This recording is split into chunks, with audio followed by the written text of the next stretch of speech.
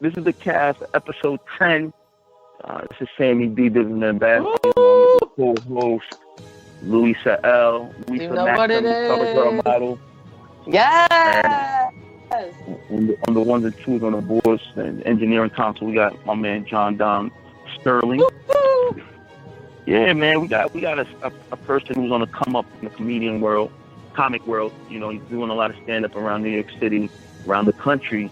He has loose comparisons to Dave Chappelle, other comedians. He reminds me like a Dave Chappelle on his come up, on his rise.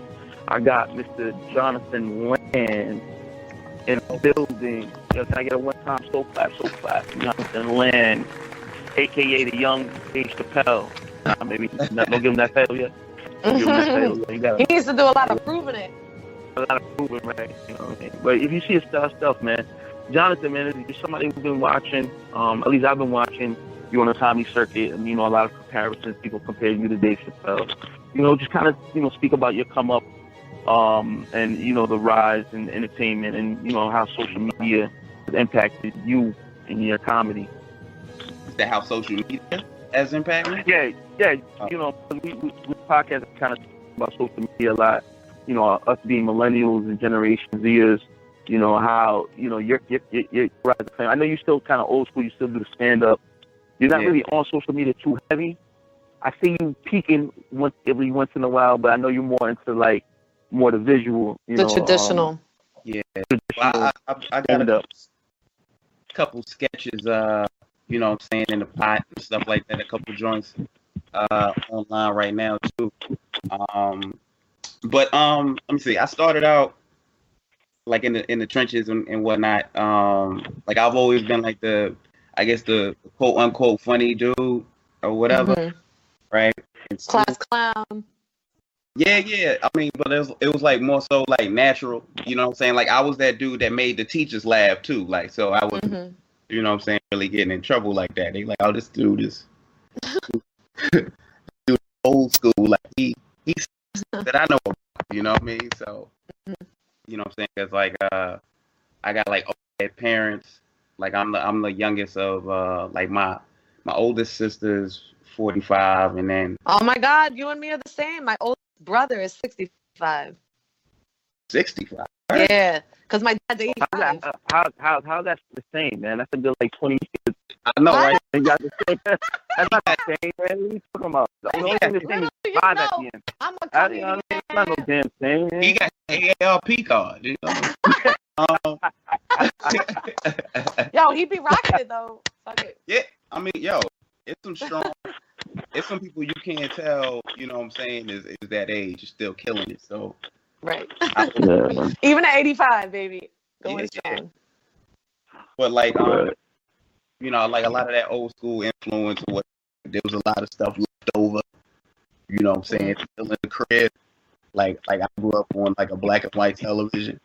Like oh wow. Like, you know, when the good TV wasn't when you couldn't get on the good TV, you had to go in the kitchen. Yeah. Oh my God. I had that too. Not black and white though, but I got the same concept. TV. Well, your TV was on top. Like you had a wall mount, or you had the one right on top of the wall mount. What are you no, man. No wall mounts. That's bougie right there. You yeah, exactly. Like, what are you talking about? We talking about late 90s, mid, you know, 90s, like you know, little. My joint sat on like the like a dresser. Yeah. You know, like that. Or the little floor freezer. Yeah. All right. Yeah. So all right. So you obviously it sounds like your family was definitely an influence, but you were still kind of more in the traditional. Like, what made you? How did you transition to comedy? Like, you know, what was your beginning steps? Like, you like, all right, this is where I need to be at. Essentially, what was your first joke? When did you know you could do this? What was my first, like, I don't know, I've been making people laugh for a long time, but like as far as like stand-up goes. Stand-up, yeah. I went to, because like I've been doing this probably like straight through probably like 4 years and like 3/4, like straight. But before that, like I was like in and out because I'm like, I ain't trying to do this. You know what I'm saying? Like I need to get on the straight and narrow or do something else or whatever. So my first joke back in the day was about Dragon Tail. I remember Dragon Tail. A little Nah, bit. man. It was Dragon like Tail, man. it was like it was a cartoon on Channel 13.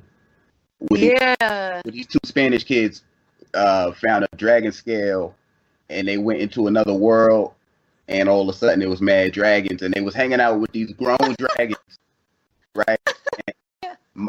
My joke was like, how come these dragons ain't eat these kids yet? And they got a laugh or whatever. And on my first go, so I'm like, all right. So basically, my first go wasn't that bad. Like you hear a lot of horror stories about, oh yeah, when I, like comics bombing. Yeah, I was trash, but I loved it so much that I just, I dealt with the trash. Yeah. Right. So I did pretty well, like on my first joint out. You know what I'm saying? Right. After that, like somebody kind of put me under their wing a little bit, which is a dude named like Hector Luis. The dude, like he was, I don't know, he used to look. He was an older dude. He used to look out for cats or whatever, like where you couldn't get up anywhere else. You had hit a spot to go to with him and all that. So, but like after that, it was just on. You know what I'm saying? Right. You know what I mean? So I don't know. I guess once that got popping, I didn't really like turn back. Mm-hmm. Right. And where are you from? Are you born and raised in New York or? Yeah, I'm from Brooklyn. Oh, okay, word. Brooklyn. Brown Heights. Yeah, man. Can I get a one time? One time, Crown Heights, man. BK all day. Now, John, me and you, we talked many times. Our generation. We talked about like people traveling, people starting out trying to do comedy, and you hear about the chitlin circuit. Now, a lot of young millennials, Generation Zers, who want to start in comedy, they don't really know too much about that type of circuit. And even me and you have even spoke about like New York City. That's really our chitlin circuit, really, because people don't got money to go to different states and different cities. But maybe you can explain that whole hole in the wall circuit, chitlin circuit, to like people coming up who are trying to figure out ways of how they can expand and not necessarily have the money to go to different cities and different states to be doing stand up, right. Just like the older generation was able to do. Yeah, because the original chitlin circuit, what I'm saying, cats used to do all that blues music and whatnot, and then try to head the spots where you get it popping. Might not be the mainstream joints or whatever. Right now, it's a similar kind of situation. Much hitting up whoever's getting you on. You know what I'm saying? Like a good spot out here would be like Brooklyn House of Comedy. Brooklyn House of Comedy is good. Yeah. One time, Brooklyn House of Comedy definitely a marquee spot. Definitely. Yeah, that joint. So it's like it's a woman that owns that joint that will mess around and like if you call her in advance and she know you dope, she'll let you get like a 15, 20 spot. You know what I'm saying? Like 20 minutes fit like, and that's like gold when it comes to stand up. Yeah. That's a long time. Yeah. People don't know once you get on stage. I'm still getting like 5-minute spots, just to get 20-minute spots. You really got to be like, I'm really getting like 5 or 10-minute spots, Yeah. So if you're getting 20-minute, 30-minute, then you're really doing something. That's a fact. You be getting 5 or 10, you said? Yeah, I get 5 to 10, man. I be trying to get the hour joints, man. 2 hour specials. They like, nah. You ain't up there yet, boy. You ain't up there yet. Stop it. You can get this 5-minute spot in a little Coca-Cola or something, man. But you ain't not getting no 2 hours. Yeah, I don't really get it. You might get hit off with like when it's not like a you going on like tour and or you going on the road and stuff like that. We talking about regular local stuff. You might get you a 8 or a 10 or what I'm saying. Right. But yeah, she really like I'm blanking on her name, but like she'll let you rock, you know what I'm saying, work out your material, whatever. Like so, and that in the long run really helps you out because then when those shots come, those opportunities come when you are able to hit the road and they like, oh, you got at least 15, you got at least 20 or whatever. You know what I'm saying? With a joint like that, you could always say, yeah, you know what I'm saying? Like, right. Other places that you've done it before. Yeah. Do you only Oh, go ahead. I was gonna say like to go back to the main subject of like the Chitlin circuit.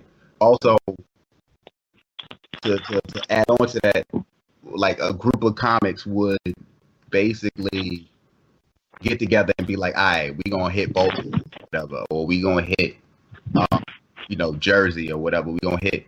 So we'll kind of like what you call it, carpool, and try to like Chitlin circuit it up. You know what I'm saying? Hit up your tri-state or whatever. You know what I mean? Like get together and basically, you know what I'm saying, put our strengths together and put our gas money together and make this thing happen. So it's all about your team and all that, and like your ideas coming together. Basically, you could really make things happen though if you just like reach out. You know what I mean? Right. Yeah. So and you could make a couple dollars here and there. So it's like don't think that you can't. Don't think that you doing the Chitlin circuit and you won't get like a couple dollars in your pocket or whatever. But it's mostly what drives comics is getting their act sharp. You know what I'm saying? Right. Which is a good and bad thing because most of the time we're worried about the art of it. You know what I'm saying? And we out here bumming it out sometimes or whatever. So it's like, we on some stuff like, yo, at least I got my jokes is tight. I got holes. Yeah, right. But I bet you I'm funny. It's like that kind of thing. So, is it hard to make money doing sets? Like, do you get paid to do your whatever those spots that you can get at these places? Yeah, definitely. Like, I got a couple joints that hit me off, but like I do a mixture of things at this moment. Like, I did a sketch on Seth Meyers before. Oh, that's huge. That's huge, man. Can I get a one-time? That's huge. That's huge. You're looking out. I do background extra work. Oh yeah. Hey, Seth Meyers didn't put you on no TV, no nothing after doing that. Like usually people catapult when they do late nights. They catapult into like. I didn't even meet Seth. You know what I'm saying? Like get out of here. So how did that work? You ever see the late night sketches where he's at his desk? Oh yeah, when he does the sketches, right. I've heard, not particularly him, but I heard like the other hosts and stuff like that. Like they do like the sketches and people don't really necessarily meet them because they do it different times. But I know what you're talking about. Yeah. It's a cutaway. It's a cutaway to me outside or whatever, and it makes it look like I met Seth, but then a situation like that. Yeah. But, see, brother, that's where your manager's supposed to come in and be like, all right, how can we take this to the next level? That's when you got to come in and start negotiating things after that, brother. It's just let that just slide like that. Do you know of a comedy manager? Yeah, you know what I'm saying? Oh no, I don't really listen, bro. I'm trying to get on my damn stuff. You know me. I don't got. Yeah, it's true. That's really the move, honestly. Like you need to have a manager. You need to have somebody who represents you. You have to have people. You got to have the right people around you. You do. Yeah. Right. I mean, I got what you call like a support group though, like homies that do like some engineering, homies that do some photography, some Well, see, Like, those are the people. Those are the people that you need to have to do your social media. Like, you know, like I would like me and Louise is kind of telling you, like, you know how you do like more traditional, but like you have that group and you have that team, social media, and y'all go after social media hard, doing skits and sketches and stuff like that. Oh Yeah. man, people come running to you. Those are your people that you need to have, like, kind of. But you gotta kind of be. Well, everybody gotta be on the same page. Like, if everybody's diverting, you know what I mean? It's not gonna work. But like, you know, like when you say like the photography, the editing, stuff like that, those are what you need for your social media and just kind of, you know, hitting different platforms, because a team is definitely helpful to facilitate you to advance your career. Definitely. Man, I've been paid audience member. I was a paid audience member on Bobby Flay before. Like, you know, just little things here and there. Right. So, but they all feed one thing. You know what I mean? Right. Which is the stand up, the core of it, and all. Has anyone else in your family been a stand-up comedian? Or where did you find your inspiration from? Like, what led you to think, you know, yeah, you were always funny in school, but what led you to think that this would be the path for you, something that you wanted to try? I guess like majority of my family is like funny. You know what I'm saying? I would say like I kind of got my mother's delivery, and like I don't know, like my pops is like he got like a politician style. Well, Like, you know what I'm saying, kissing babies and shaking hands. Like he'll right. if we go get together, you know, he got his suit on, and everybody think it's almost like he running for something. Right. Like, so and then like my great aunts, you know, they funny as hell. Like so I don't know, I guess it was just So like, it kind of runs in the family a little bit.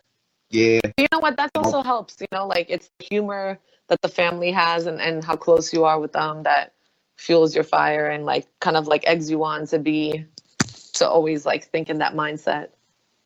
Yeah. And then like, you know, they were always like honest, like, you know what I'm saying? It could be something as morbid as like a celebrity passing, and then my great aunt would be like, well, she human, ain't she? Well, everybody acting like she's, you know, super or something, you know, like she human. Right. I mean, like, so you know, I was always around like just straightforward, like honesty. You know what I'm saying, when it comes down to like social issues, and, you know what I'm saying, like just regular old everyday stuff is just like real.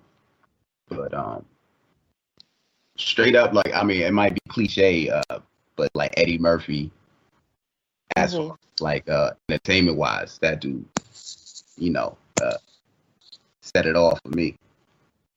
Yeah. Yeah.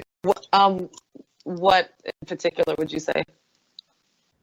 Was it a movie that you saw him in, or was it like, did you actually come across his stand-up?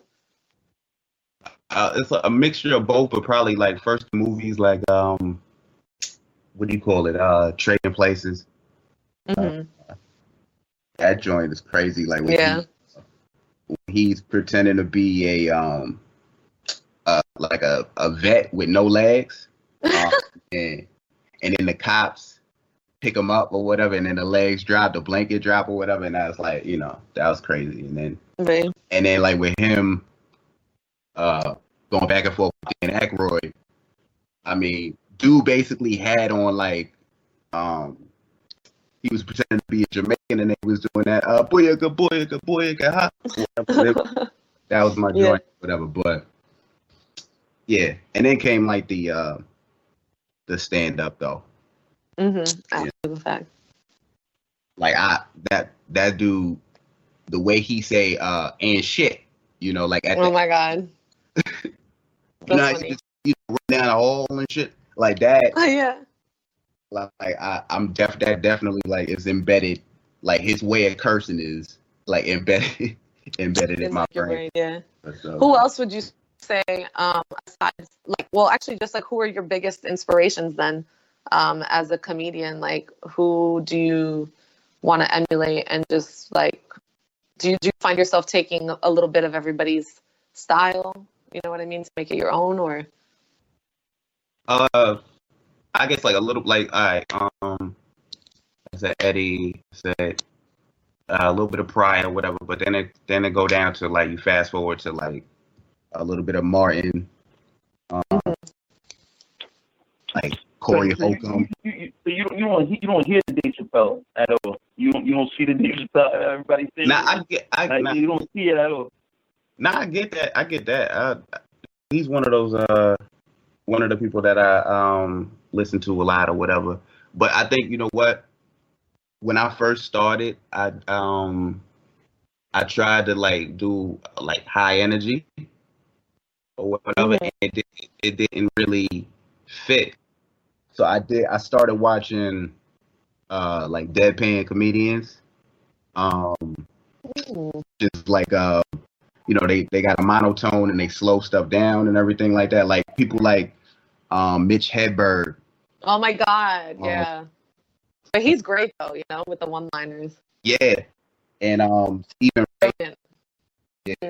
Stephen Wright like that too, but he like he's similar to Mitch Hedberg, but he's like alien, autistic alien version of Mitch Hedberg, whatever. And then Corey Holcomb, you know, or whatever. And then I guess me being from Brooklyn, and like I got family from Carolina and Baltimore, that kind of makes and slowing down my style kind of comes out, I guess, a little Chappelle-ish. Wait, so you do comedy too, though? Or no? Who, me? Yeah. No, I'm not a stand-up, but I'm just I am on comedic shows, and I'm in the. Her whole life is a comedy. Yeah, that's right. Nah. I'm joking. Good. No, it's true, but Funny. She's very humorous. I don't do. I don't do stand-up.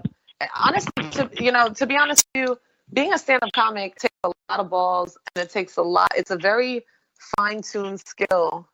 Like you're saying, you know, like in order for you to get up there and be able to do like 10 minutes, 15 minutes. I mean, shit, for me, even 5 minutes would be like a stretch, you know, and then have all of it memorized. So, you know, I really give it up to stand-up comics because they just really, you really got to know your shit. You know, you really got to be on top of it. You have to know your set. You have to have all these jokes kind of like in your head. It's a lot of, it's just a lot of trial and error. It's a lot of moving pieces. Yeah. Not only that, but it's a lot of stage time. Like the better you will become as a comedian is highly dependent on as much like the stage time you have.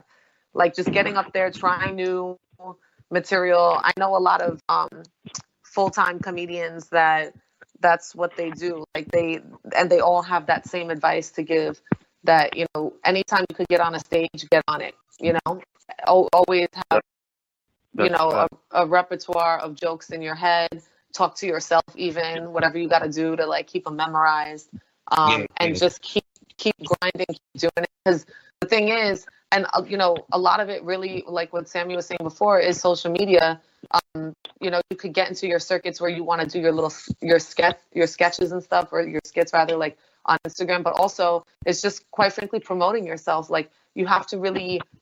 This day and age, everything is visual. Everything is like what appeals to people. So I personally, even though I'm not a stand-up comic, I indulge in comedy every single day. Like I'm constantly watching Chris Stefano, Chris D'Elia, who else can I say? Godfrey. Like I know a lot of the local New York City comedians because they hang out at the Cellar. Mm-hmm. Or, you know, so I'm really, if you don't know the Stand Comedy Club, I'm there kind of quite often. The Stand Comedy Club. The new one, right? Yeah, the new one. Like so I'm really good friends with the owners, and I just know all the comics that come through there because I've either done shows with them or I've like kind of just like it really started from me doing these shows, and then doing them with them. So my best advice, if anything, and not even from like, being a comic point of view, but just like being in the world of it, is honestly just like be there as much as you can. Like if in Brooklyn is where it's at to like kind of get your stage time, do it. You should be on stage like 2-3 times a week, if not more. Like, and just keep doing it, because it depends on how hard you want to be noticed, and over time it does happen, but you really just gotta press and like keep doing it. Yeah, y'all hear this, y'all? Y'all hear this out here? Yeah, that's you know what I mean? That's definitely words from a wise one, that's real one. That's true. Words. And listen, if you ever want to come, a real one. but if you ever want to come through, hit me on Instagram or whatever, and but I would say just go for yourself. Like, go check out the spot. I know the booker for that joint, so if you have some stuff together, and you want a chance, I think they might even do open mics at some points. But that's a really great spot for you to get on stage and just like get your chance, because like it's a very well-known spot. A lot of very famous and well-known comedians walk through there. So the new joint is real. It's real good. It's gorgeous. It's fucking gorgeous. I was at the opening party. It was gorgeous. So I'm saying, like, I can introduce you to a lot of comics if you want to come through. Just let me know. That sounds like a comedian date right there. You know what I mean? Comedian vision right there. But let's.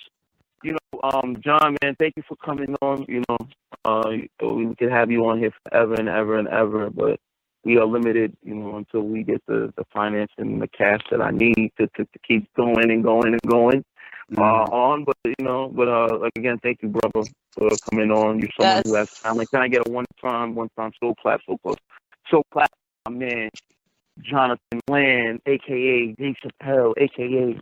that dude, a.k.a. that Brooklyn guy, guy's funny. You catch him on your Instagram and Twitter. Yes. Comedian J Land. Yeah. Correct. Well, Jonathan, tell us, where can we find you? Comedian J Land on Instagram. J, the initial J. Jonathan Land on Facebook, and at that. That's pretty much it at this present juncture.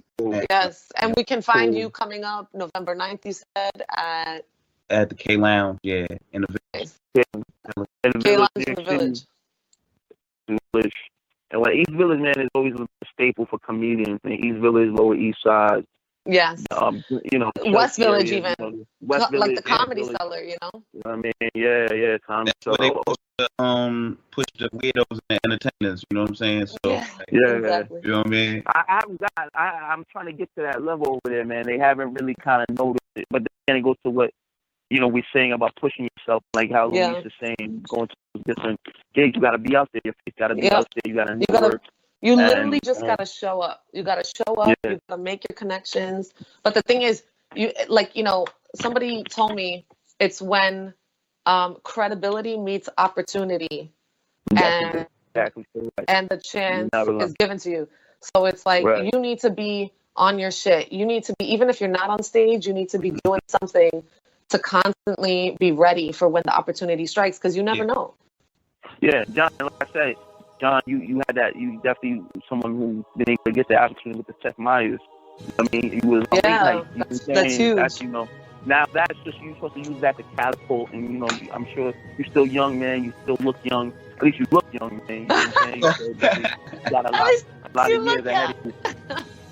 That's all. Insides could be mummified, but exactly. It's all vain in this industry. Right. We have real quick. We have what most comedians say, like, to stay funny. You know what I'm saying? Yeah. Which is like a a short version of like what y'all just said. Is stay funny means a lot. Actually, just means like, because they might not grab onto you right now, but stay funny. It's like exactly. Person might turn around 5 years from now and be like, let me see if this dude is still funny. You know what I'm Right. saying? Like, Right. it's as simple Yeah. as that. Hopefully funnier. Yeah. Yeah, funnier. All right, man. One time for my man Jonathan Land. Yes, sir. Thank you, sir, man. Thank you. Thank looking you. Looking out, y'all. All right. All right.